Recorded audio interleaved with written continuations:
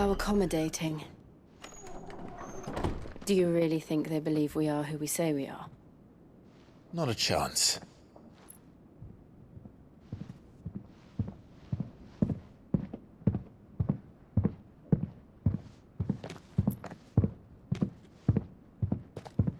Right, I guess. My uncle believes we're imposters here to rob him.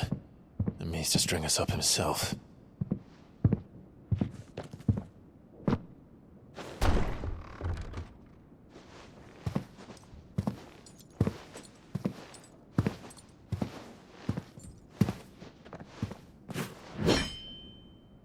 Imagine my surprise when I was told my nephew had come to visit.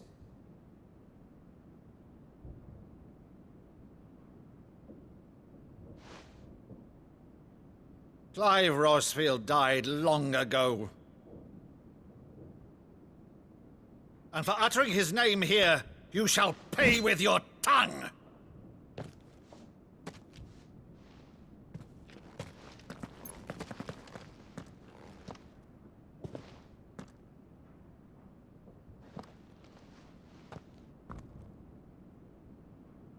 You would mock me as well?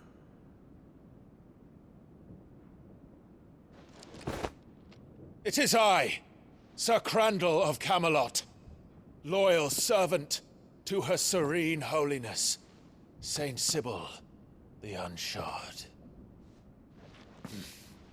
Meadow, thou vile sorcerer, for thy crimes against church and crown, I shall have thy head.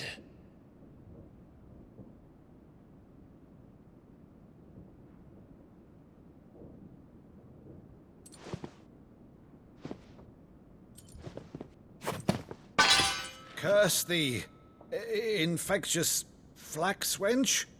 Even in death, must thou plague me still? Very well. I shall open the gates of hell, that thou might see thy charge once more.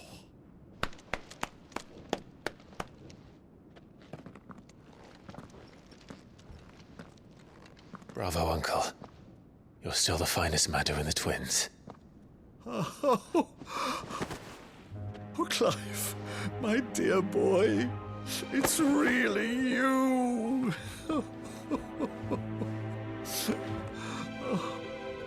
You always were fond of that scene from The Saint and the Sanctuary.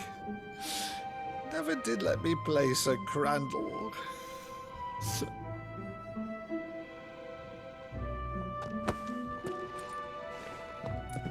I have a favor to ask, Uncle Byron. Rutherford, inform the kitchens. There'll be guests. We dine immediately. But, Uncle... You can't very well regale me with the tale of your miraculous preservation on an empty stomach. Go on, sit.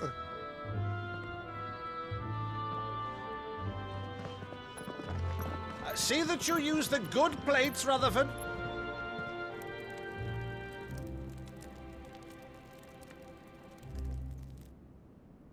So you arrived late to one of her cullings, did you? Since becoming Vicereine, Annabella has been a constant thorn in Rosaria's side, but these atrocities are a new low. Something has changed. Quite what, I don't know, but the woman we knew is gone, and a monster sits in her place. A monster? For better or worse, I've been charged with governing this town, and thus must maintain the illusion of obedience. That's all I can do to aid Wade and his merry band of revolutionaries. So he's told us. You have risked much for Rosaria. Our nation will be forever in your debt.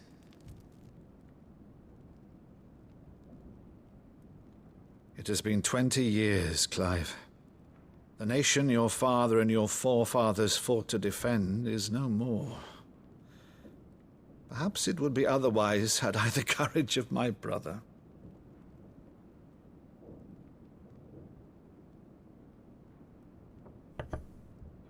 All right, if it's a ship you require, a ship you shall have. I've a galley in port, but recently relieved of her cargo. She can be outfitted for the voyage in a matter of weeks. So you believe us then? About everything? Believe you? Ha! Only a fool would believe even half of the things you claim. But until tonight, only a fool would have believed my nephew still lived. And besides, I have it on good authority that Clive is telling the truth. Whose authority? On your own, of course. You've always been a terrible liar. Is that true? It's not untrue. Let's say no more about it, eh? It wouldn't do to linger on my nephew's greatest failing.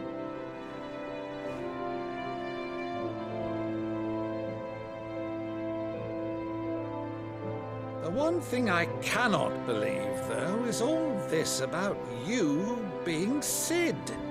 You were always such a good boy, but now you're quite the outlaw. Which, if I'm not mistaken, would make me an outlaw's uncle. Right then, who shall we pillage first? Rutherford, fetch me my cutlass. This will be fun.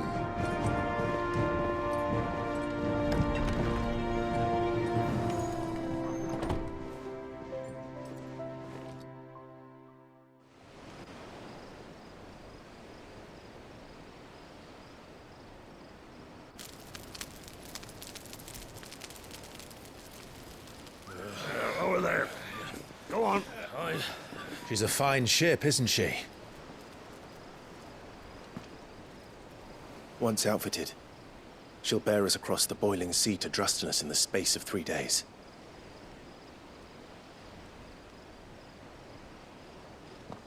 Something on your mind?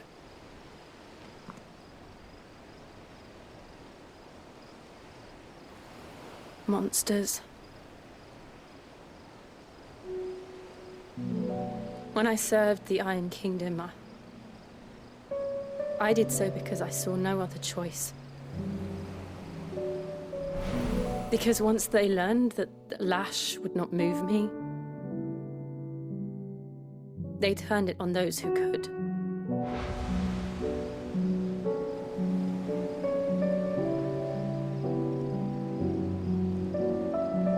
And so I became their puppet.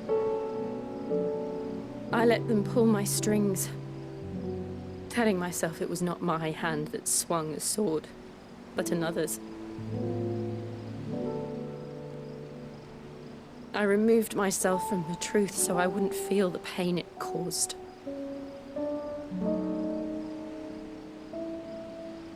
And before I knew it, I no longer felt anything. Anything at all.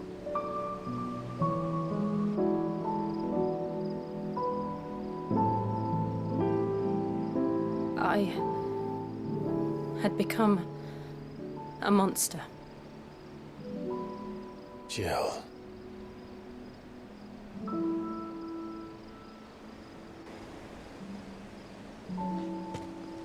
I don't want to be a monster, Clive. Do you understand? I want to choose a different path, a better path. To live on my own terms. But before I can do that, I need to come to terms with my past.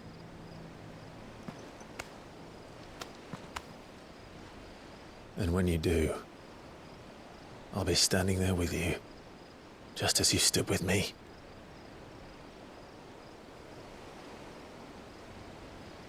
Thank you, Clive. I must atone for my sins.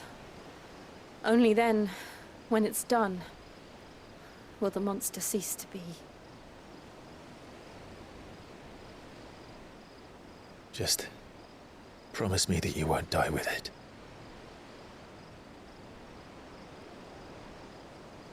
Now, let's get some sleep. The journey back to Benamir is long, and there is much to tell the others.